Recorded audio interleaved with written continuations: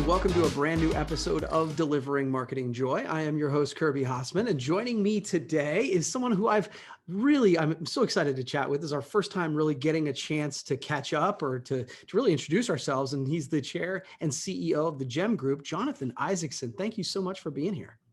Thank you for having me with you. Appreciate it. Absolutely. So I want to dive right in. I got the chance to see you speak about the history of our industry at an event called LDW I don't know, it was like a year or two. It's all been a blur, right? But I'm curious, why have you become such a student of like trends and history? How does that serve you in business? So I have been doing this for a fair amount of time, as you can probably tell by some of the wrinkles on my face that have developed. And it's been fun and interesting to see the change that's happened in the industry, the businesses that made it, the businesses that didn't, the businesses that made it big. And it was the people who were, as the old trite saying goes, skiing to where the puck was going to be and not where the puck was. Yeah. And so it was very interesting. There are people who are very focused on the future and very accepting of whatever is going to come. And those people tended to do better as I looked at it. So we just started to focus on the future and think about what the trends were in the industry and try to design a business that would be focused on tomorrow and not tied up in yesterday. And so it was just all this time and thinking about it. And then I started talking to people about it. And then I ended up going to different places to talk about it. And it's fun. It's fun to think about what things are going to be and how things are going to change. Yeah, one of the things that you talked about in that speech was you talked about the century of innovation. And I think if memory serves, I'm doing this from memory, so forgive me, but I think it was 1870 to 1970. Does that sound right?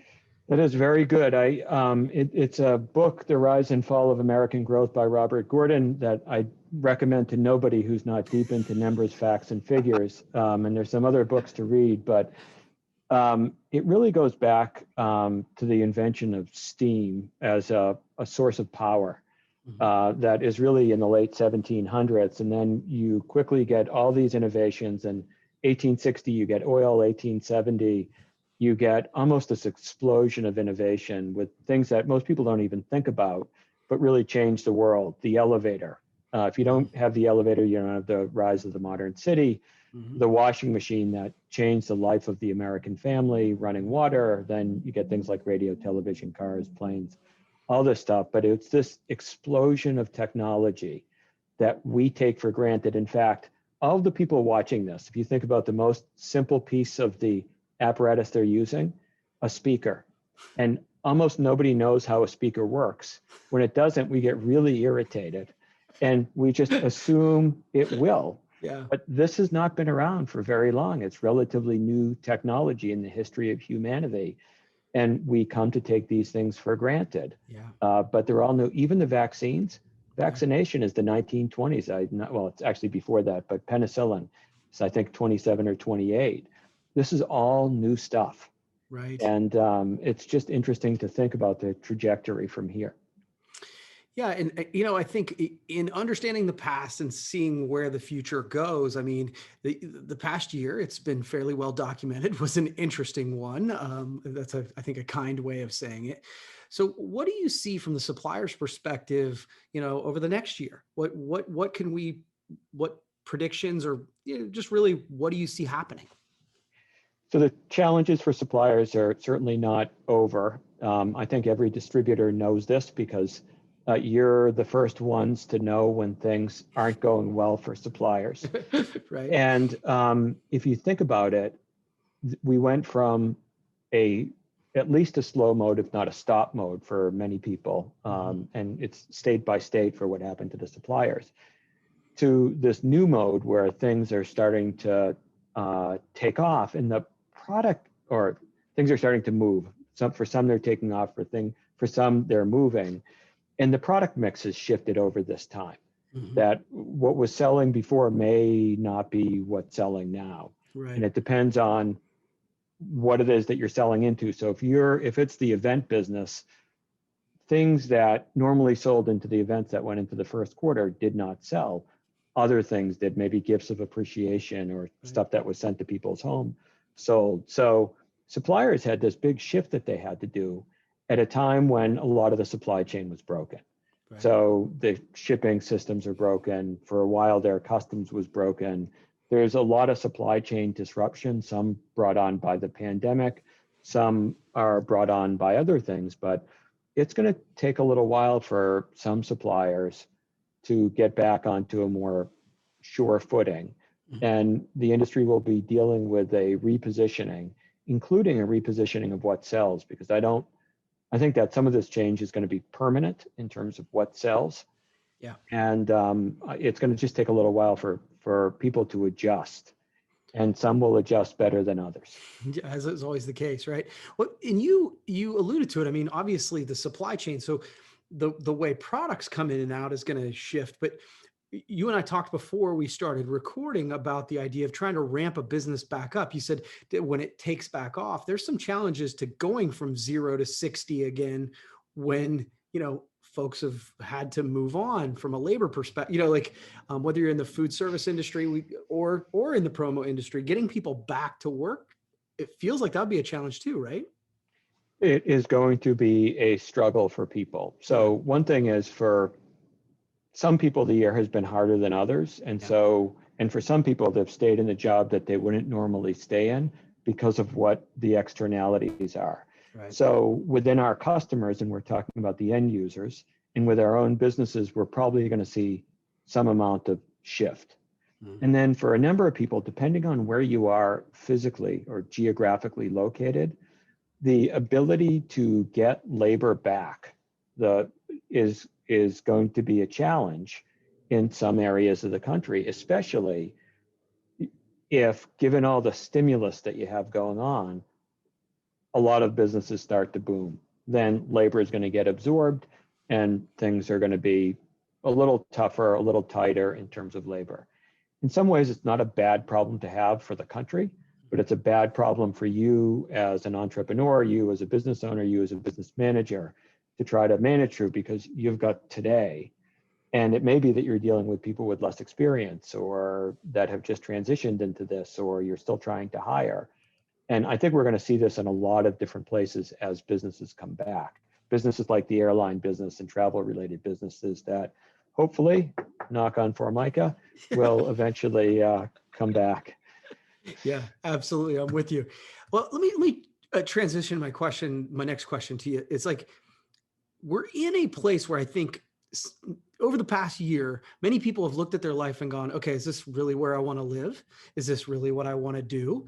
And what's something that you sort of could recommend people start doing today that might make their life or their business better? Do you have any advice you'd give people?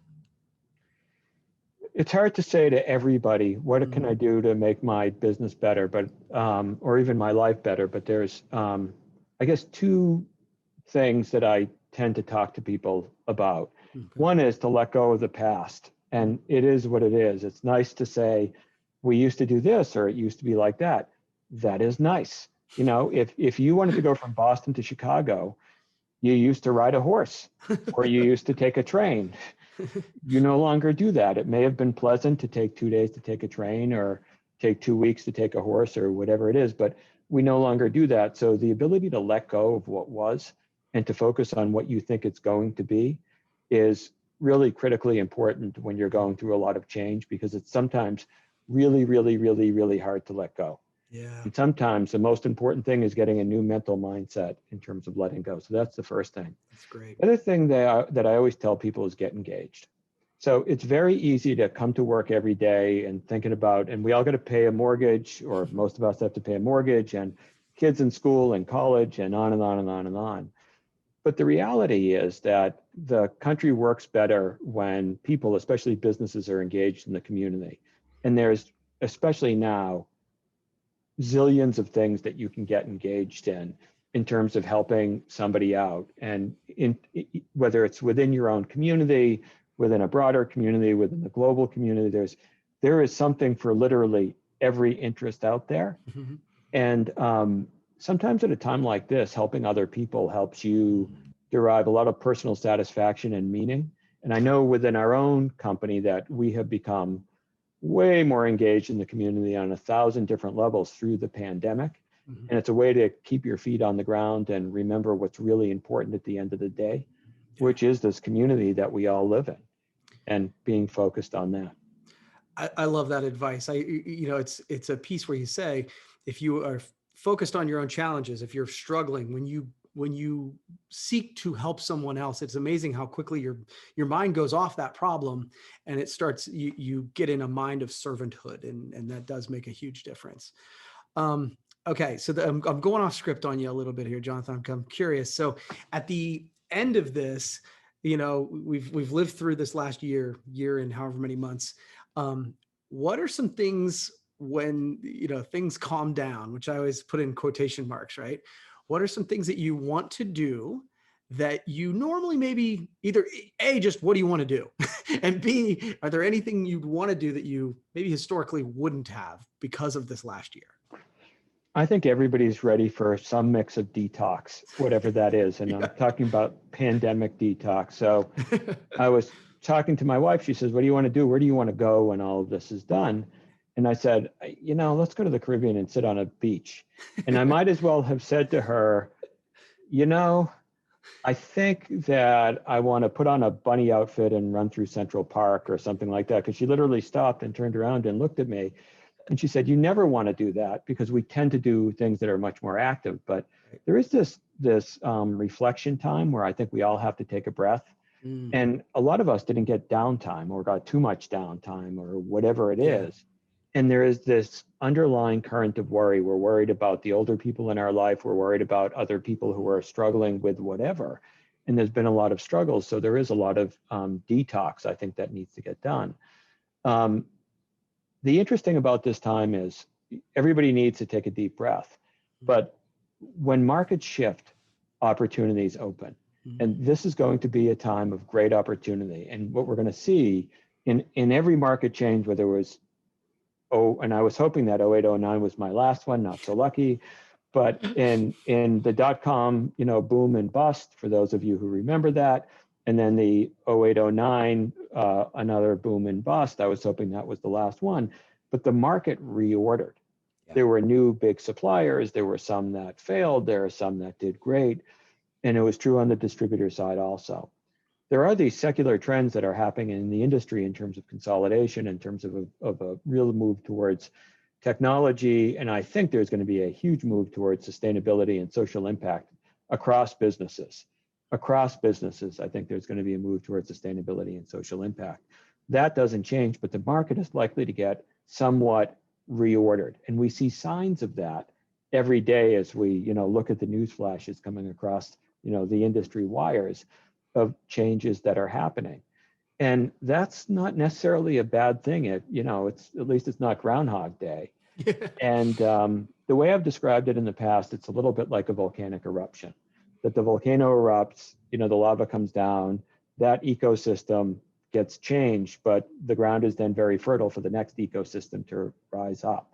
Yeah. And it's what happened in 01, it's what happened in 09, and it's likely what's going to happen again. So although I would like a little time for detox, I'm quite excited about what the future offers us in terms of opportunity.